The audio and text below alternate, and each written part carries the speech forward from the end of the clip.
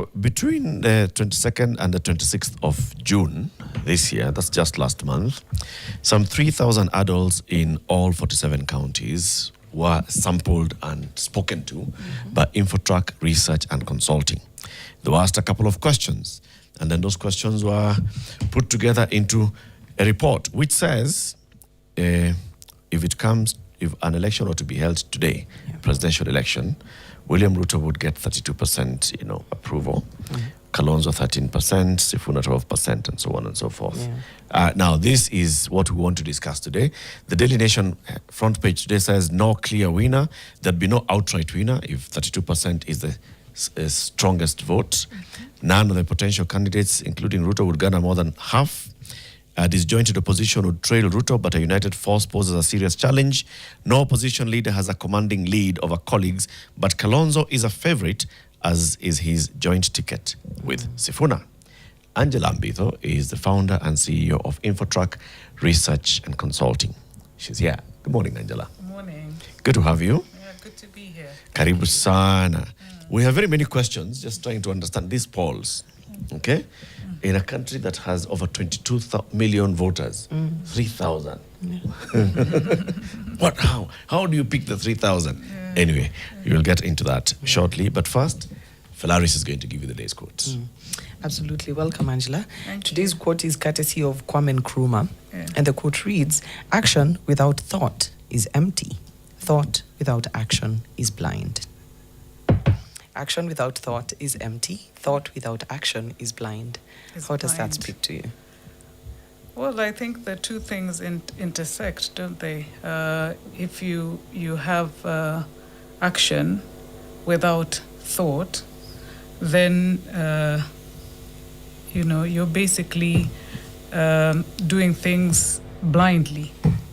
True. And I think the other part of that, Thought without action. Thought without action is empty. Exactly. So they marry into each other. True. If you act without thinking, I think even when we were growing up, we were always told to think first. Think before you speak. Think before you do, anything that you do. And you were just talking about goonism in our country. And I think perhaps that explains the thought of today, or the quote of today, that perhaps sometimes we do not think when we actually engage our young people in some of these, untoward, activities, knowing well and good that they are desperate. Our unemployment rate is quite high. Yes. Many of our young people are totally underemployed. I'm sure you have many a time met border riders who have degrees. Yes. And so just to tie it to what you were saying before, I think many a time we do things without thinking. And so Kwame Nkrumah was quite right that, action without thought is actually being blind. And we are made blind by some of the things that we see happening in our political sphere. That's true. Suffices to add, we cannot blame our politicians totally. Politicians are, by their very nature, making of you and I. So somebody was saying on the panel that we complain too much. I think it was you. But we complain based on that which we make ourselves. Correct. So hopefully this time round, and this is why we do some of these things in terms of the polls that we, spew out, the numbers that we have seen will inform the populace to start thinking and not next year go blindly to the, the ballot, perhaps because you've been given a little marupurupu before the voting day. My final thought to your thought of the day or quote of the day is that to the people of Kenya, think between now and next year, who will really represent you well, come after the elections, whether it be through legislative, processes, whether it be through, development, and really speaking for the people themselves, the Mwananchi. Because if we don't, then you will be as blind as Kwame Nkrumah was trying to, suggest with the quote of the day. thank you for ambushing me, but I hope You've have done passed the excellently exam. well. Well said. Even Well Kwame, said. he hadn't thought much about it when you were saying it. Yeah. He said it the same way. And in fact, the future quote will be Angela Ambitho said. Said, You know? exactly. So, Angela, Infotrak did, and we have published this, of course, and had it on the news. Just take us through the methodology of polling, right? So you had 3,000 adults, that's 18 and above, in all the 47 counties. Yes. But then, like I started by saying, we have over 25 million registered voters in this country, and they're all 18 and above. So why a sample of only 3,000? I think the best analogy to use is, that makes sense, is assuming today you fell ill, Eric, and you went to the doctor. One of the things they would do is they would have to take a sample to determine what is wrong with you. Is it malaria, etc.? And I think in one of the statistics 101 classes, what they say is to do so, they don't have to drain all the blood from your body. A sample is good enough to detect what it is that is happening. And that is really, in essence, what, sampling does in statistics and in research. Provided it is, a representation, a good representation of what is happening in your, internal system, which is, the example I'm giving, then it should give a good idea of whether you have malaria, etc., typhoid. And I'm not praying that you do. I'm just giving an example. And so in the same breath, we do actually just, take a sample that is representative of the population to get a good feel of what is happening in research generally. It doesn't matter whether it's a public opinion poll or it's a survey done on listenership of this particular show amongst, Kenyans generally. The science would be the same. And, a bigger sample would not necessarily, we've done 3,000. I would perhaps, say to you that even a sample of 1,000 would give us a good feel. What is most important is that sample is representative. Yes. So that if you talk about Kenya, you are not saying that you went to, say, Nairobi and Kisumu and Mombasa, and you say that's Kenya, because that's not Kenya. Kenya has different administrative units that make up the whole. That consists of 8 former provinces. Now we call them regions. It also consists of 47 counties. We have, that which guides us, which is the census. And within the census, there are demographics that we also have to adhere to. So what is our gender split? If you only talk to men, you can't say you've talked to Kenyans. Our gender split is nearly 50-50, 49-51, slightly more female. And so then we have to also, just try and ensure that when we are doing our sampling, we are, marrying the sample with that which is, concomitant with the census data. Same thing with the age. You're young, I can tell. So, but the youth make up more of this Kenyan sample than do your grandparents. And so the sample in itself must be a mirror. And that is really what matters. So we have done a sample of 3,000. You'll probably see another poster come up with a sample of 1,000, 1,500, etc., or even 5,000. What matters is that it is representative, you do it well, and you ensure that where it is not representative, you weight your samples to marry back to the population census statistics, which is what we are using to guide us in terms of adult Kenyans. I think that really should help us understand sampling. It does. Yeah. I was going to ask, so what that looks like being representative of the population. So for a 3,000 person sample, then it would mean about 50-50 women, men, or 51-49 women, men, right? Then young, let's do age bands of the 3,000. Let's do 18 to 30, or do I do 18 to 35?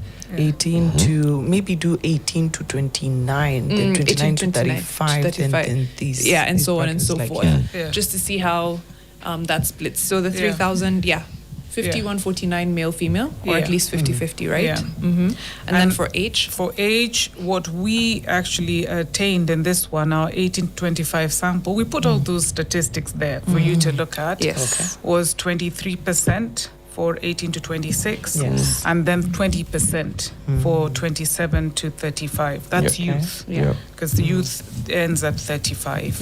So Eric and I know, are not there. So our age group, which is after that, is 28% of 36 to 45, and then 46 to 55 is 17%. Over 55 years is 11%. So that is what we achieved in our sample. Yeah. And we honestly put that out there, and we then weight whatever is not, marrying with the census, data, to ensure that we are speaking to that which is I don't want to use the word again, but is concomitant to our national, census data. Yes. Right. Then regionally, then would be the next question. Yeah. How do Kenya's regions Yeah. play population-wise? So the regions are, easy to do, because what happens is when you're designing your sample, you're locating samples primarily based on region. Yeah. Right? Everything else, and regions would then boil down to the ward level, etc. Everything else is randomized. Yes. So Yeah. sometimes your samples may not really marry with what is in the census, or when we do, if we ever do get the IEBC data in terms of voters, the voters register, that would guide us closer to the elections. Yeah. But with the regions it's easy, because that's how you allocate your resources. You say, for instance, we know that Coast currently has about an adult population of 2.3 million. Yeah. So that 2.3 million is 9% of total adult population. Yeah. And that would then guide the sample. So if it's 3,000, then of course it naturally goes that 9% of your 3,000, Has which to is come from that 272, region. would then, be allocated to the coast. Yeah. And then within the coast, you still go further and look at the 6 counties within the coast Yeah. and the various wards within the coast, and then continue stratifying your sample. So it's granulated It's down granulated to the- whatever the smallest area of jurisdiction would be Exactly. a ward Yeah. or The ward becomes the smallest administrative unit, Okay. and then the household Okay. is where you really do your sampling, if you're doing it based on face-to-face interviewing. If you're doing it based on telephonic interviews, then you already have that mapped out. You kind of know that these people are in this particular region, and you therefore call them almost, purposively from that perspective. You randomize who you're calling, but you know that there are these people who are based in this ward, Kizingo ward or whatever, Yeah. in Mombasa. Yeah. You've mentioned calling them, and I think now we're getting into how we're then collecting this feedback from the people. So these calls, are there in-person visits? What are the methods here? So we used a mixed mode, what's called a mixed mode, method for data collection. Why did we do this? For the older folk who already have numbers, etc., we have a very vast database. We were a little uncomfortable with the younger population who are just getting into the age of acquiring a phone, being on the grid, so to speak.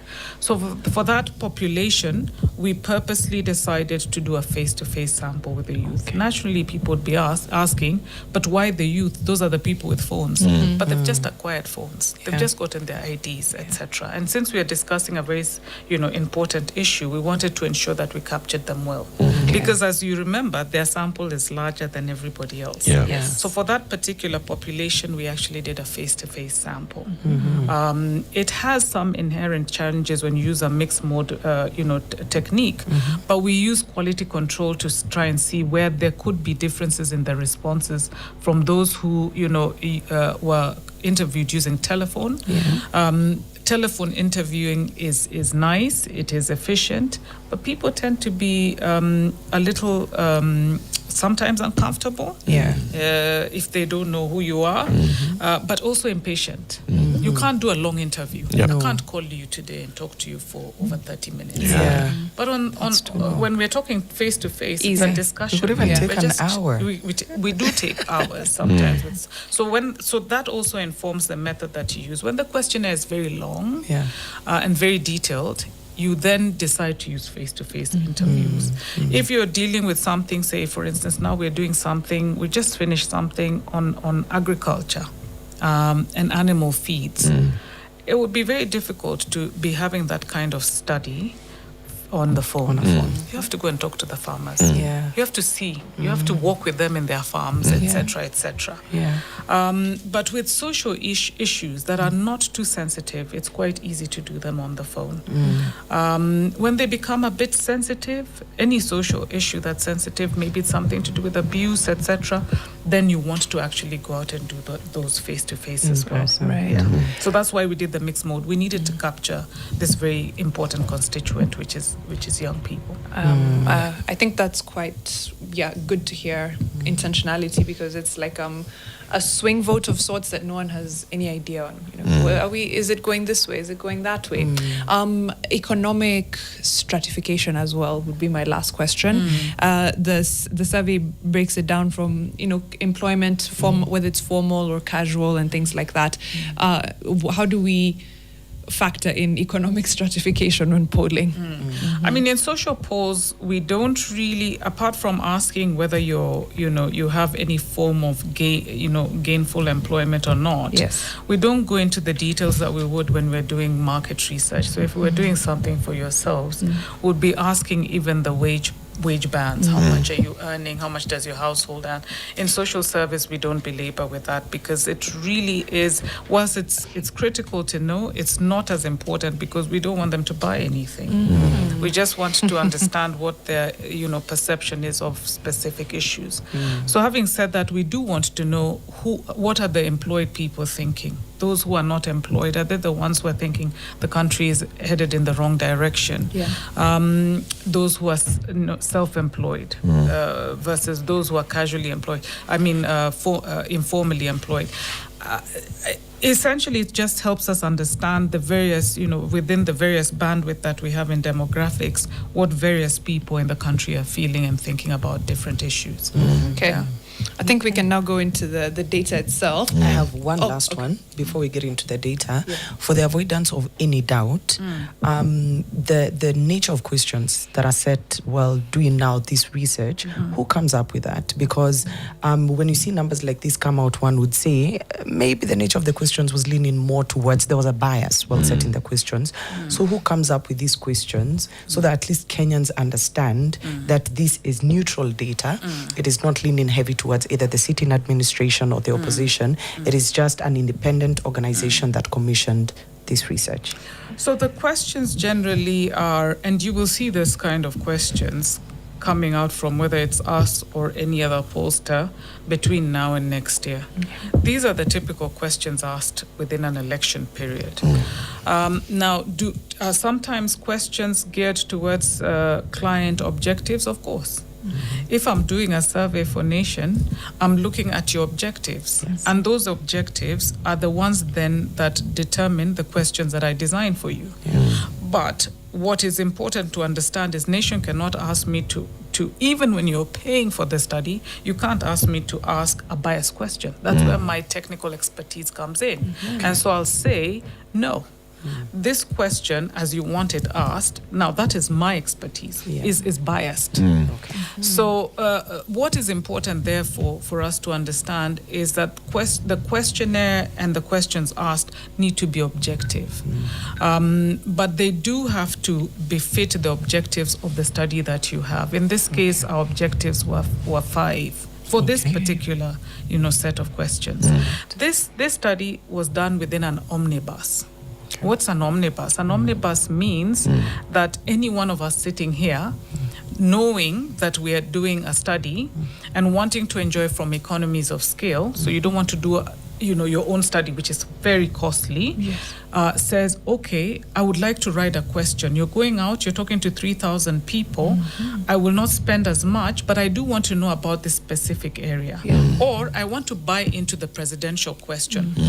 How are you asking that question? We say, this is our question, this is how we're asking it. So I'd be lying to you to say to you today that there are no people who have actually written on this question. There are people who are interested in this question, but the reason why we were able to publish it and say it's is because it was our question. But they may want more details. They may have an associated question that we will not publish. It belongs to them. Media houses do it as well. We've done it with Nation severally, where you ride onto the polls that we have and you ask your questions, or you actually just take a question that we already have, like the presidential question, and then you're able to publish it as well.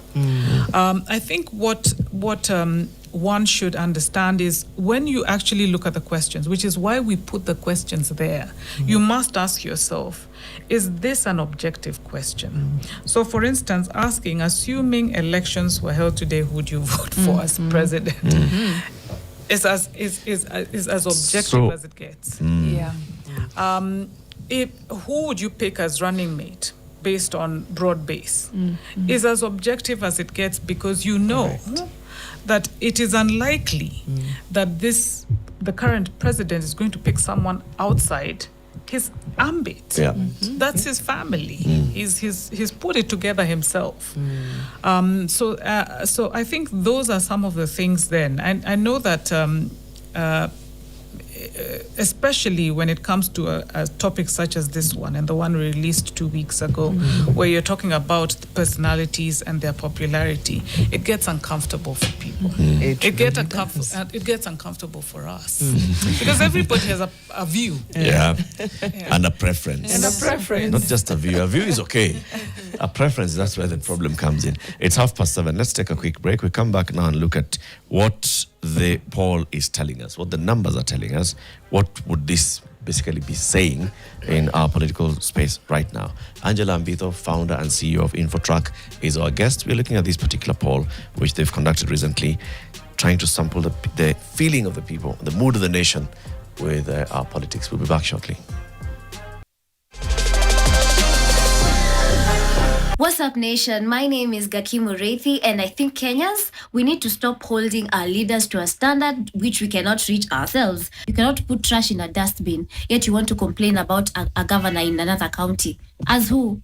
Or let's talk about those of you who cannot use a footbridge and decide to cross in the wrong place, putting your life at risk, but you want to complain about the president and how he's not a good leader. As who? Let's talk about those of you who are busy editing M-Pesa messages pale kwa mama mboga, and you want to pretend you're a better Kenyan than those leaders. You're not. You're part of the problem. We need to be responsible in a personal level before we start claiming about governance and talking about good leadership. Let's fix ourselves first before we can talk about government. That's how I will fix the nation.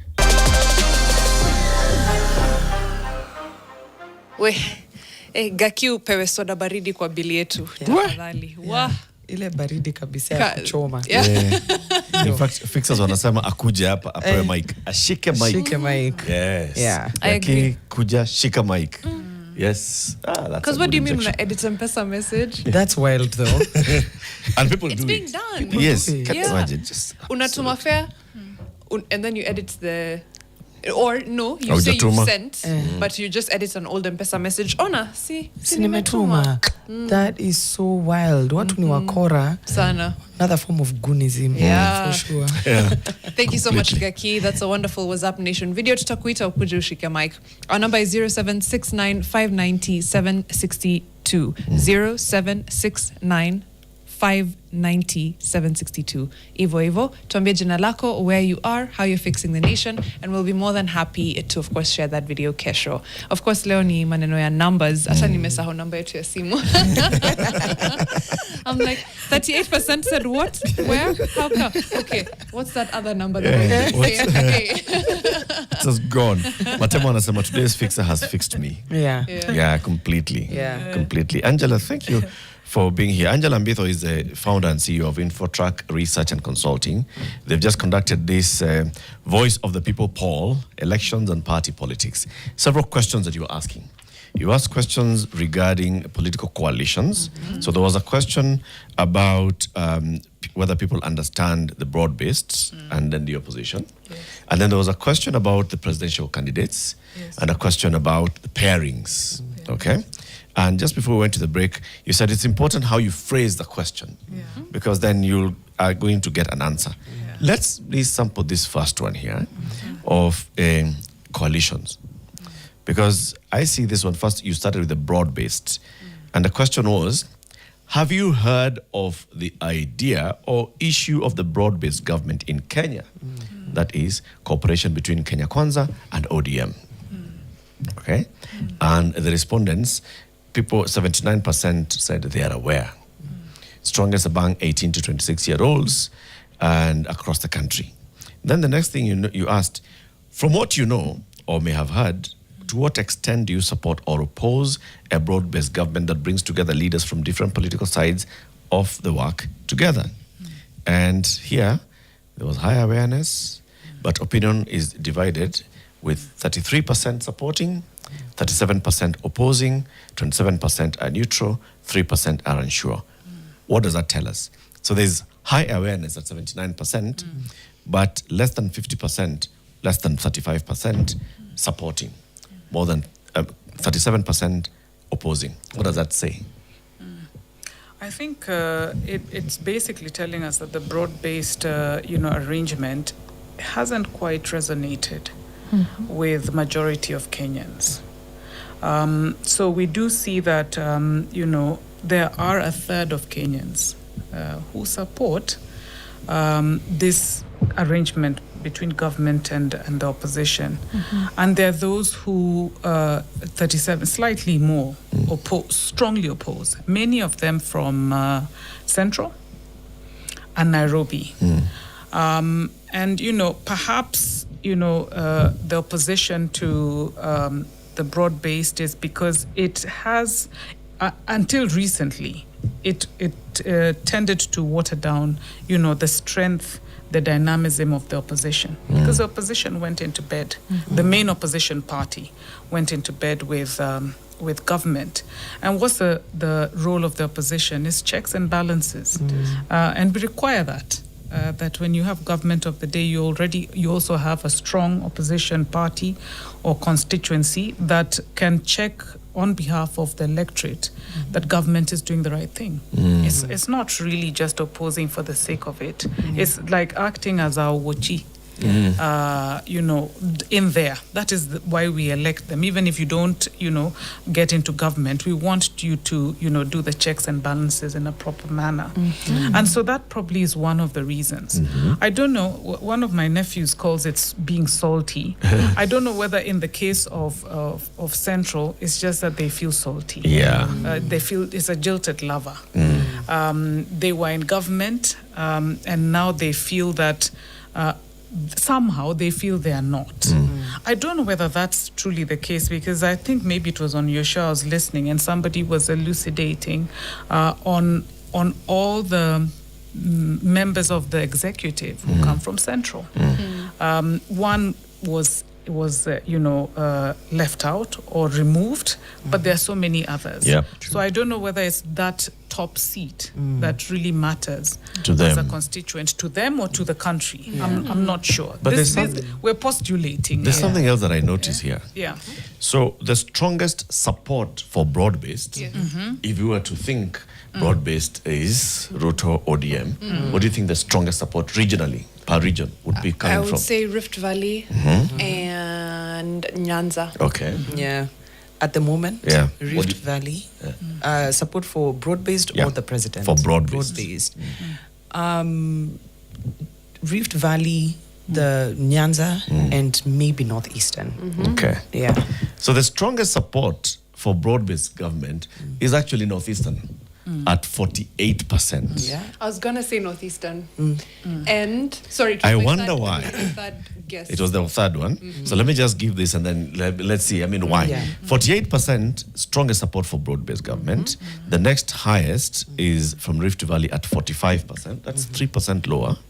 Nyanza is 44%, Okay. right? And then now you have 28% at the coast. Western is 33%, and Nairobi 24%. The strongest opposition to the broad-based government would be Central. Mariam? Central. Okay. The strongest opposition to the broad-based government is Eastern Aha. at 46%. Okay. Central is 42%. No, actually, the strongest opposition is Nairobi at 50%. Yeah. And then Eastern at 46%. Okay. And then Central is third at 42%. Okay. And then now we go to Western at 39%. Coast at 36%, Nyanza at 29%, and Northeastern at 16%. Northeastern has the least opposition to the broad-based.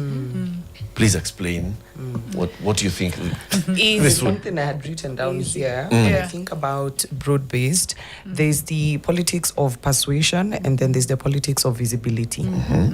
So I think in terms of political persuasion is what has happened with Northeastern and Nyanza with everything that we're seeing, whether it's through development, whether it's the inclusion of the marginalized communities there and those regions, then that in itself works. In terms of visibility, for sure, that is there, but people are not really buying into it. That's my theory. I agree. I think I've said it on multiple times on this show. We have watched President Ruto build a constituency in real time in Northeastern, like in actual real time. We've seen it happen. Whether it's for the first time you host a state function in Wajir, you remove the vetting requirements. Yes. You take projects.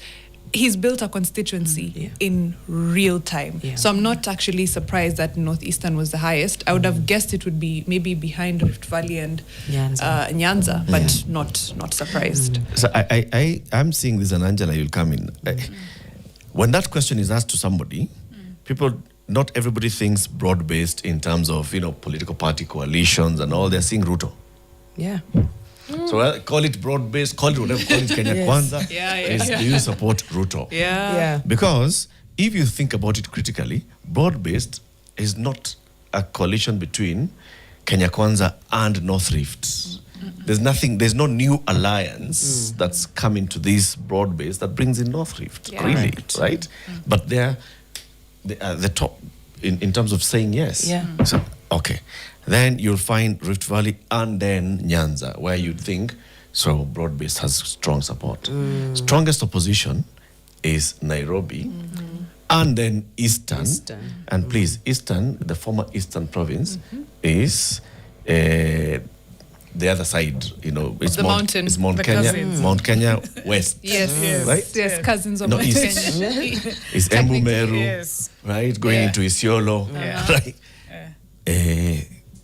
And then you'll now find Central, which is Mount Kenya West, on the other side. Right.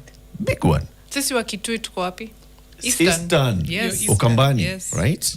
Ukambani. Because then if you look at the popularity of the presidential aspirants, William Ruto gets the strongest yes from Northeastern at 59%. And gets the least from Central at 12%. Okay? And then you'll find Kalonzo gets the strongest from Eastern. Ulisema Eastern ni kina nani? At 40%. Right? But Ruto has Northeastern 59, Rift Valley 46, Nyanza 40, Coast 33, Western 35, and so on. Now, Angela, explain what those two things are saying. I think everyone is correct in what you're saying, in the sense that we must ask ourselves what broad-based was intended to do. And indeed, it was intended, at least that is what they said to us, but by the words themselves, by their very nature, it's inclusion. And inclusion, therefore, is resonates very well with places like Nyanza, who have, decried the fact that they have, for decades, been secluded from development by the various regimes. Same with Northeastern, as was mentioned. So that's one. The second thing that I think holds true as well is you had mentioned North Rift. There's nothing as sweet. I was once in Accra working with a team there, and they were not in power then. And the gentleman who was, asking us to do work for them looked me in the eye and said, "There's nothing as sweet in this world as political power." Nothing. Not the other things but political power is the sweetest.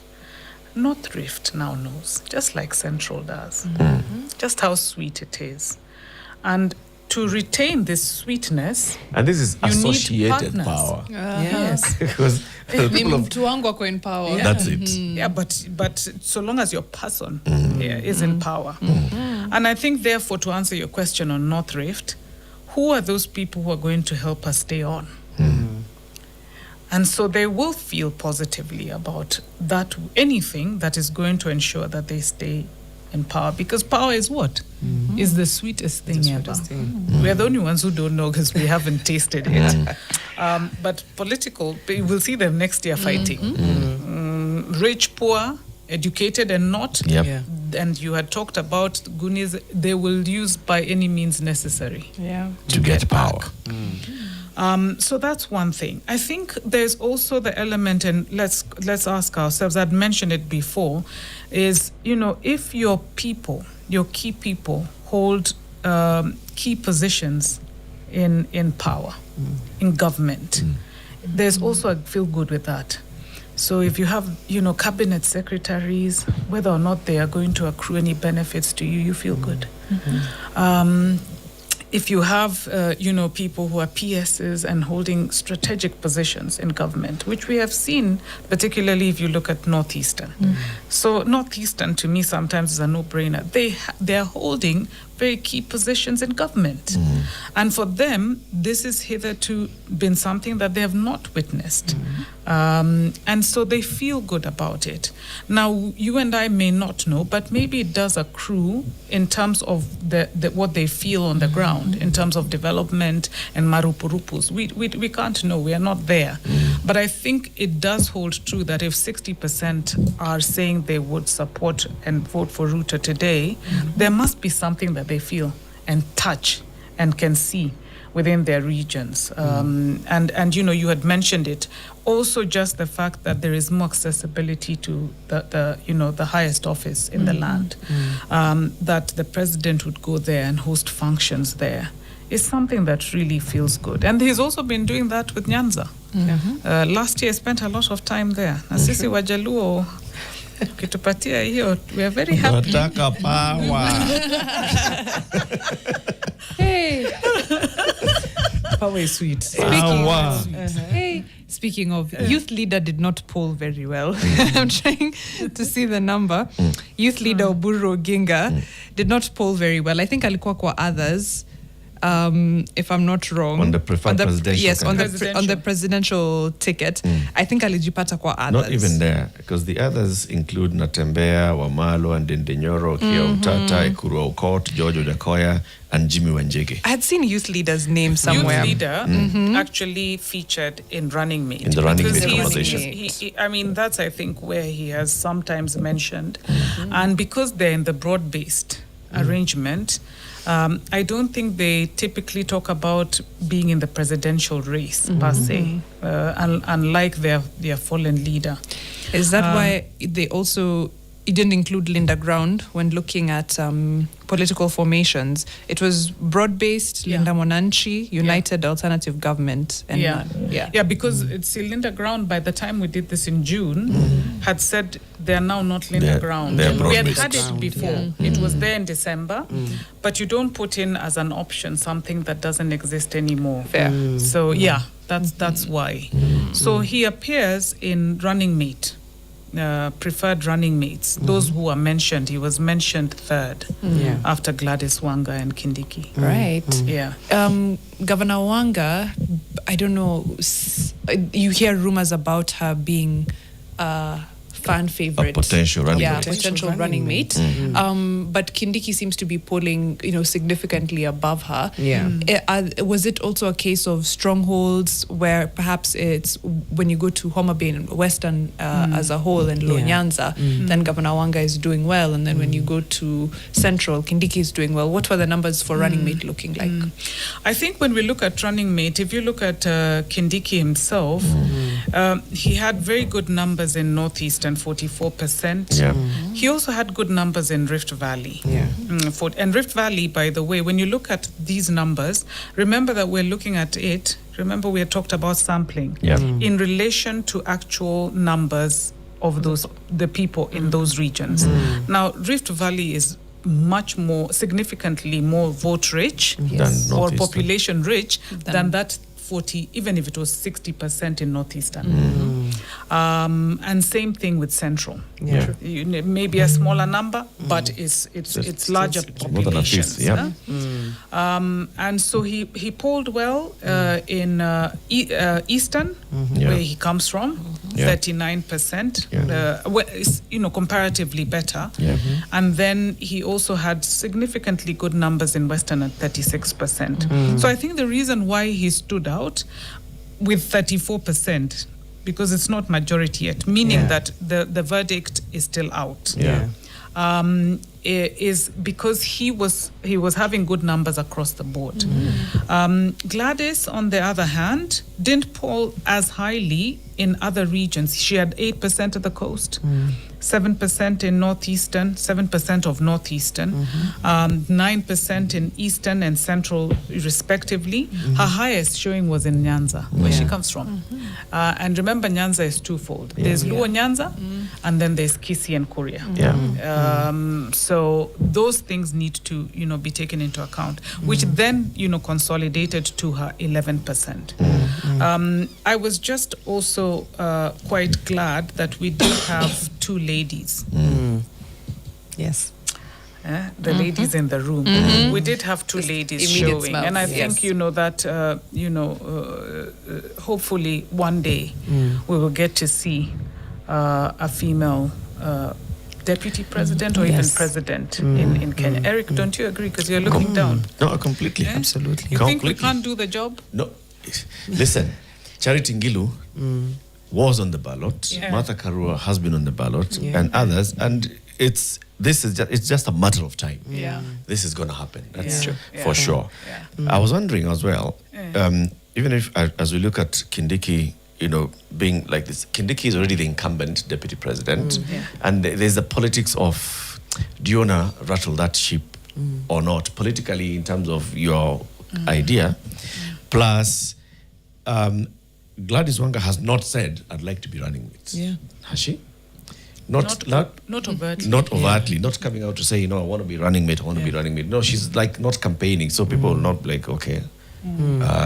The person who is there is Kindiki. Yes. And why remove him? Same thing as Joho has actually come to say he'd like to be president, and he'd like to be, the one who is negotiating and getting the bigger slice on the ODM side.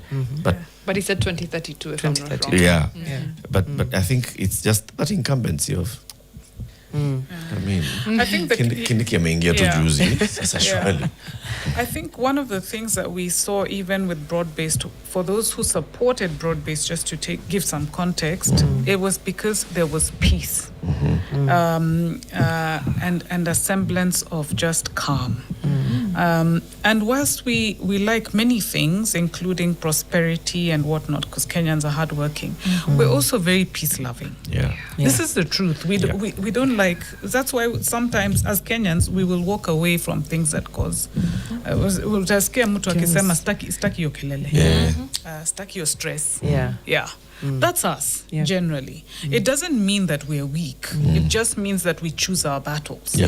And so for that reason, when you look at the kind of chemistry that the two have now, the president and the deputy, and you compare it to what was there before, just before, they parted, I think that stress, the friction is something that Kenyans are not comfortable with. And the fact that there is now a deputy who basically supports as opposed to try and outshine or compete with his boss is something that, Kenyans feel comfortable with because we don't want the stress. Oh, wow. No, nobody wants that stress. I was going to ask you, well, doing this, what is the one thing that shocked you or surprised you, either in terms of a political force that is emerging or a political voice that is still not being heard, but it is there and it's going to be a very big factor in 2027?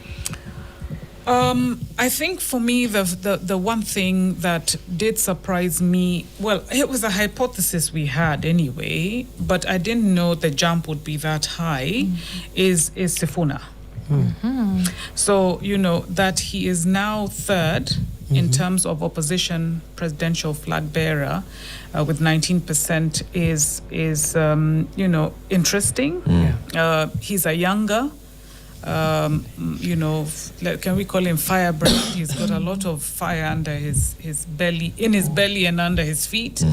And he gets support from the youth more than anybody else.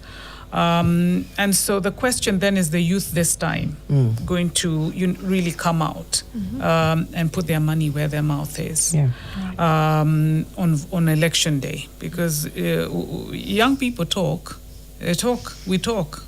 Let me say we, because I have a Gen Z. Alafu wanakula fair. Alafu siku hiyo wamelewa. Wanakula fair. Wanasema today is bedrotting day. My question, Angela, did you ask these young people that? Let's pause on the question. Let's pause on the question. We'll come back. Okay, We'll come back okay, briefly, Angela, and just continue into this and just trying to get into the numbers. But let's quickly take a short break, and then we'll be crossing over into State House, where Gladys Mideja is at State House, where President William Ruto is hosting the Harambee Starlets and the Junior Starlets for a special breakfast in recognition of their achievements and the upcoming assignments. So, quick break, and then talk to Mideja. Is that what we're going to do, Kevin? All right, and then we'll be back shortly. Okay. Back in conversation with Angela Ambitho, founder and CEO of Infotrak, on this recent poll that was just looking at the political mood of the country. When we were going to this break, Angela, we were like, okay, it's about the youth. Will the youth turn up to vote? What are the youth saying? Where is the youth demographic actually leaning?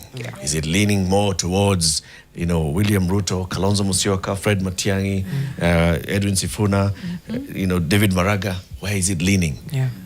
What does it mean? Are they going to come out to vote? And you said that you hope that in the next election, they'll actually put their money where their mouth is. And come out to vote. And Mariam alikuwa ameanza kusema tu. Did you ask them? Did you ask them whether they are registered voters, whether they intend to vote? Yeah. Well, we yes and no.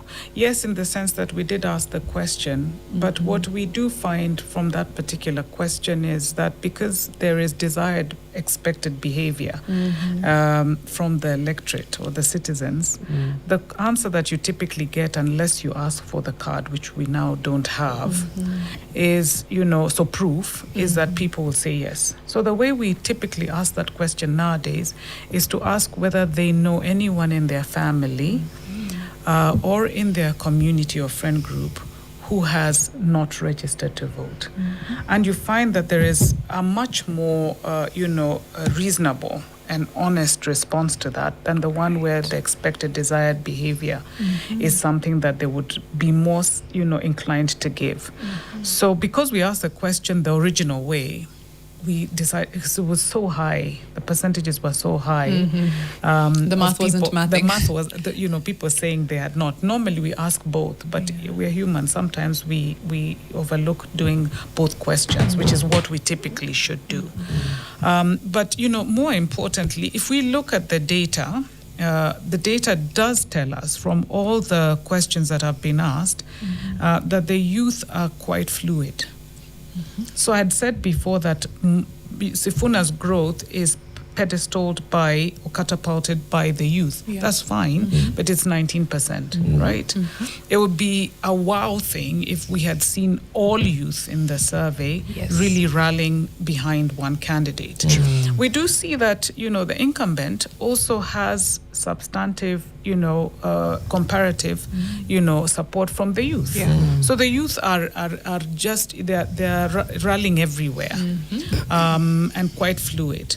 But this is the significant constituent. Yes. So whilst they need to put their money where their mouth is, they also need to get their act together. And as we say that, democracy allows you to choose whichever side you want. So we can't also say we should force them to, think of change if they want to maintain status quo. Very true. So If we were to look at this, at what the youth said in terms of who they'd prefer, if a presidential election was held today, who would you most likely vote for if that person was a candidate? The demographic of 18 to 26, 28%, and that's the highest number, goes for William Ruto. The next highest number is 20% at Edwin Sifuna, and then Kalonzo at 13%, Matiang'i at 12%. The others are below 10%. Okay? So Ruto at 28%, Sifuna at 20%, and then the others now at below 14%. The demographic of 27 to 35, Ruto has 31% of them saying they'd vote for him. The next highest is Sifuna at 14%. You see, 31-14. The other one was 28-20. So Sifuna is then more popular than with a bit younger demographic. So the youth here, if we were to just add these two, the demographic between 18 to 35 is mostly going for William Ruto. And then the next highest is now Sifuna at a combined of 20 and 14%. And then now we have Kalonzo and Matiang'i. But there's also a significant number here where 21% of the 27 to 35s are undecided, which is quite high. But the highest are the over 45. For over 55s, 24% of them are undecided who they'll vote for. They have been here many times before. They have seen them many times before. They're like, Tea for tires. So back to the youth issues. Mariam. So, actually, before I was going to ask about these undecideds across the board, not even just for young people, because like you've said, young people are fluid, one. Also, the incumbent seems to have an advantage across a lot of the bands, including the youth, and then Edwin Sifuna follows. But the undecided factor across population, across region, across what does that look like, and how big a part is it likely to play in the next election? I think it just says the decision and the vote is still out there. So these numbers give us a good indication of what public perception is right now, but it is by no means a measure of what elections will look like next year. First and foremost, we are not clear as to what the opposition will do, if anything at all. Are they going to rally as individual candidates, or will they, rally behind one? We do not know who the president is going to pick as his running mate, because your running mate should be somebody who brings some sort of critical, mass to you. And it's votes, really, it's numbers. It's a numbers game. But at the same time, you feel there can be a chemistry. So that undecided vote is telling us, Kenyans are telling us, ngoja nakam. I'm still weighing my options. I'm not convinced. And I will make up my mind eventually if I do decide to vote. But as of now, sioni. Niko hapo tu. Is there a possibility? Sorry, go ahead, Maria. I just want to ask that. Is there a possibility of some of them saying, I'm waiting to be told, or I'm waiting for political leadership to say? Let me tell you why I'm asking that. In Central, the highest number in terms of who would you vote for in the presidential election is undecided. 26% are undecided. 12% are for Rigiji. 19%, which is the highest here in terms of those that have chosen someone, are from Matiang'i. Kalonzo 13, Sifuna 11, Rigiji 12, like we've said. But 26%, they're like, bado. And that's why I'm asking, is there a possibility that, some of them are waiting? Wacha, Kingpin atuambie, tunaenda njia gani? Yeah, exactly. I mean, the opinion leaders, you remember before they used to say, Baba Ajasema, Baba Lisoma, etc. Maybe in the same breath, Rigiji, for instance, in Central, holds that, wields that power, and hasn't yet, endorsed anybody. If not, then, if it is possible, himself. And maybe the reason why his numbers are lower there is because of really pending, court cases, etc. Of course, there was a judgment, but we hear that he was going to appeal. Yeah. So as of now, they're not clear who they can really endorse. But the highest percentage there is Matiang'i. And Matiang'i is with Jubilee, and Jubilee Is Uhuru. Yep. Yeah. And Uhuru is also, a very, very important player. An influential in voice in the region. Of the region. So this could be telling us that those that follow Uhuru's voice, they go with Matiang'i because Uhuru has said Matiang'i is my guy. Yeah. Right? And then maybe now the others are those that they've heard Uhuru, they're like, okay, yeah, but tumesikia bado mnaongea na Rigiji, mkikubaliana mtuambie, then we see where to go. Yeah. That's true. Yeah. Which is a bit unfortunate. Is it? Yes. Because it's very the people are waiting to be told. Yeah. And this is a very, very important vote. It's called outsourcing your thinking to somebody, unfortunately. The thought if that were the Yeah. case, it's basically saying that you're outsourcing. Yeah. You're thinking, you're waiting for somebody to tell you where to vote. Yes. Because that could be one, or the other one could be, to be fair to them, maybe it's just those ones of, there's so many moving parts, and I'm waiting for the dust to settle, and then it'll be clear to me, and I'll make my decision at that point. Fair, when it's a two-horse race or Yeah. so we I think it's a function of both, because if you look at Central, the region has gone through several dynamics and several moving parts. So in their case right now, do they support government? Because yes, they have some, members in government. We see that it's only 12%. Or do they then wait and weigh? Is Matiang'i strong enough a candidate for them to support? Remember what we had said about power. Once you've tasted it, you want it back. So the way their options are, I think, a lot more intricately than others who haven't. They know what it means to be in government. They know better than you have a the lot rest. more to lose. So they're not going to just say this name. Yeah. They're pondering. Wow. And I don't think it's more just waiting. They're pondering to make their decision based on. There's a lot at stake. There's so much at stake. Okay. There's so much at stake. They know the stakes. Better than Fela, just before you ask, there's a can of worms you opened when we were talking about voter registration. yeah. And expected outcomes. And you're absolutely right. If I'm a young person and there's a wave to Kokadi, and someone asks me, are you a registered voter? I'll feel the pressure to say yes, even if that's not the case. I'll be like, I don't want to look bad, even if it doesn't have my name. Then it opened up the kind of worms of how do you factor in expected outcomes in essentially all your questions?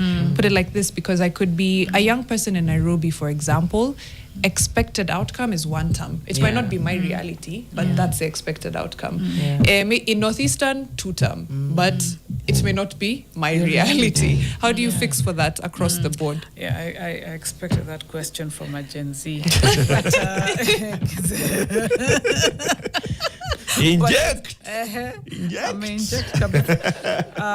I think it's having one of the things that you do when you're doing questionnaire design is really you do your pilot, and it looks easy when you're now asking the questions, but you're really trying to very rigorously ascertain whether each and every question makes sense, is fair, will not be a difficult question for the respondent, does not incline them to give you an incorrect answer.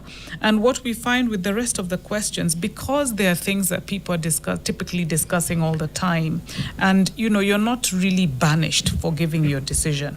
I mean, all you have to do is walk out here, outside Nation Center. Whether it is one term or two term, all you need to do is qualify your answer.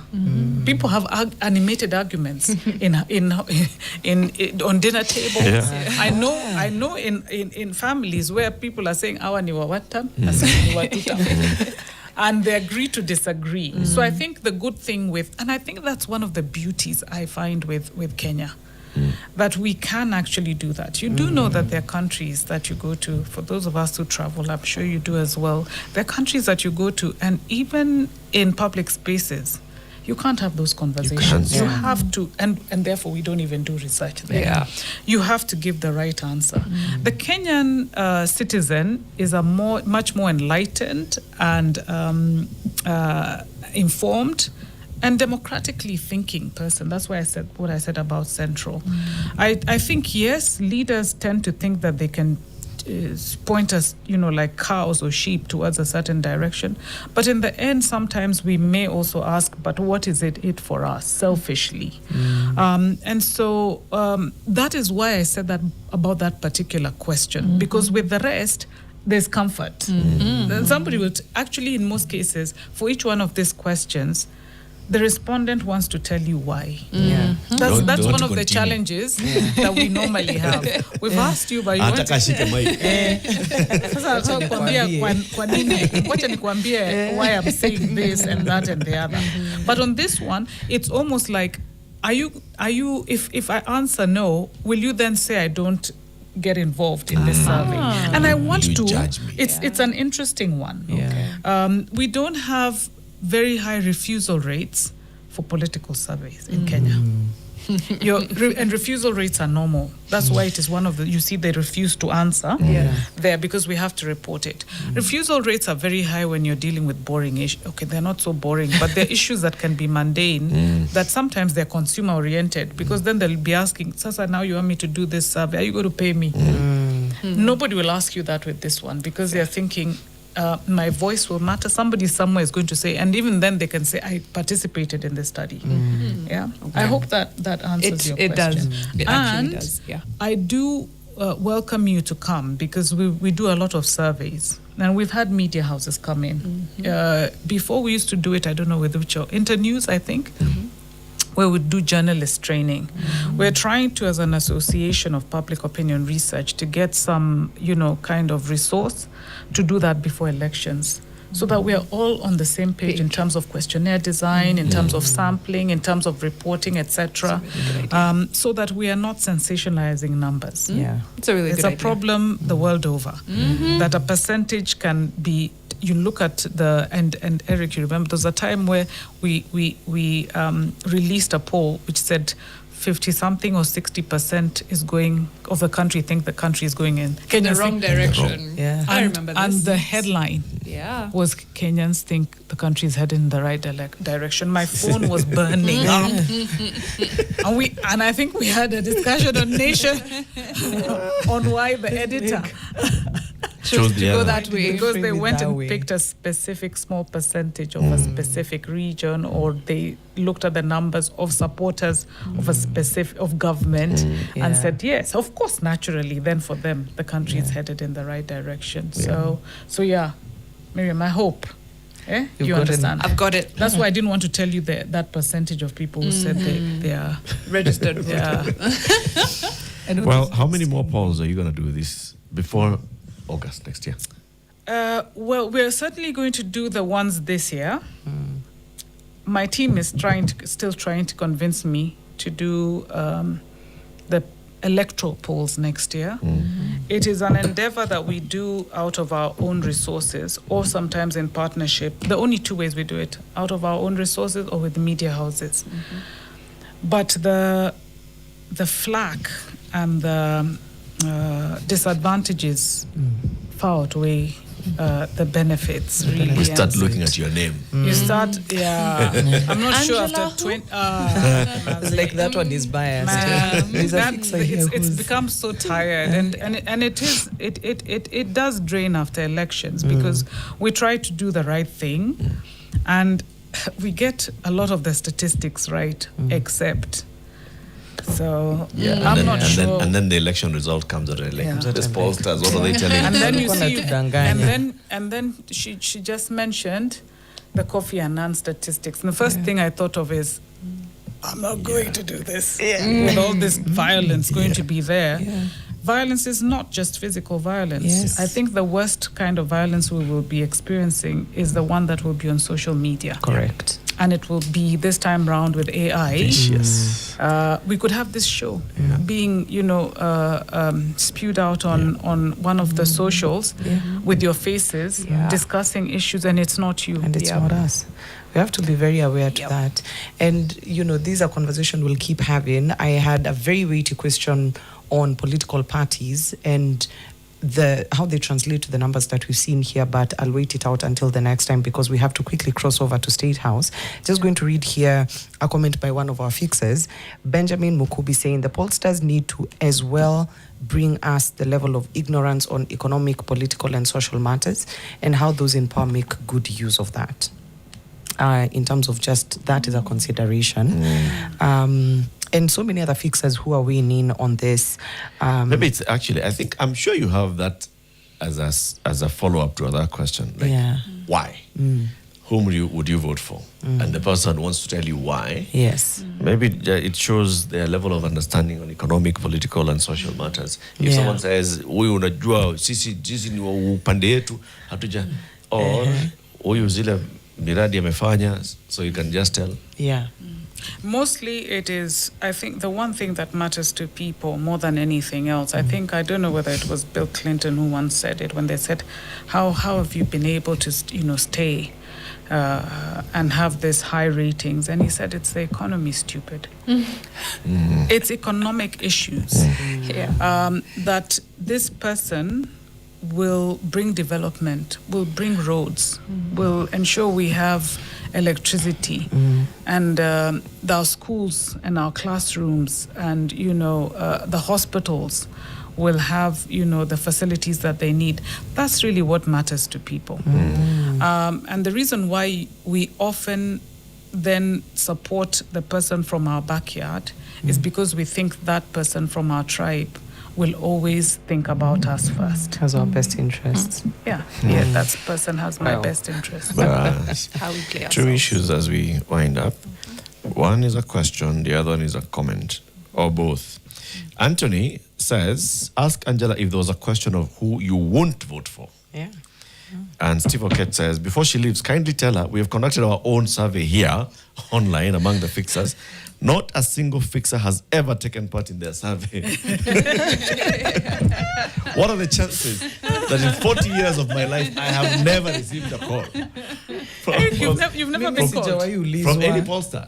Never. No, you've just come into the fold. No. I've voted in 2 elections. Really? Yes.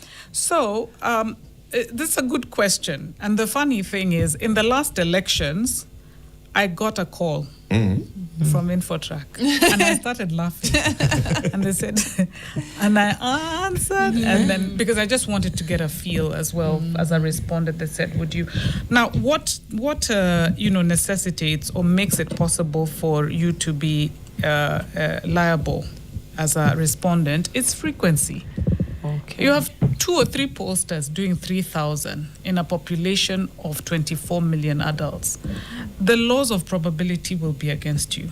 So indeed, the frequency of polls, that's one, and the number of pollsters doing it is credible pollsters, because we also have people who are now selling numbers, which is unfortunate. But the frequency is what then helps that. The fewer the polls, the less likely you'll be, because it's a randomized. It's every person who's like Eric, who is then ni kama ile bahati nasibu. We just randomize those numbers and then select one. One person who represents you, or if it is meant to be 50 people within your cohort, then it will only be 50. So Eric, if there are many polls done Half next a year, century later. utapata. Kidogo hujawekwa Not kwa even hiyo to be nini. called unakulaga mboga.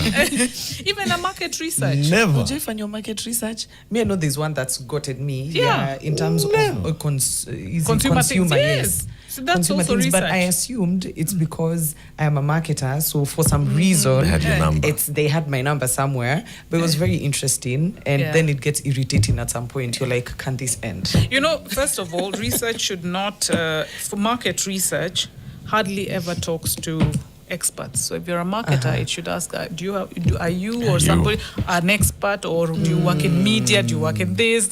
And then you are Disqualified. Then you're disqualified. So unfortunately. that was an There's error. the social, I'm this disqualified already know. automatically. Yeah. Your name this one, betrays this you, one Eric. you can, Your anyone name can betrays I will Eric- just Eric say that Latif. my number is not with these people.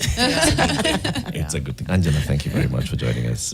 For the next you. poll, we'll talk to you again. Thank you. Angela Ambitho is the founder and CEO of Infotrak Research. So we're crossing over to State House, where the president is hosting the Harambee starlets and the junior starlets to breakfast. That we must all celebrate. Let's go to State House shortly.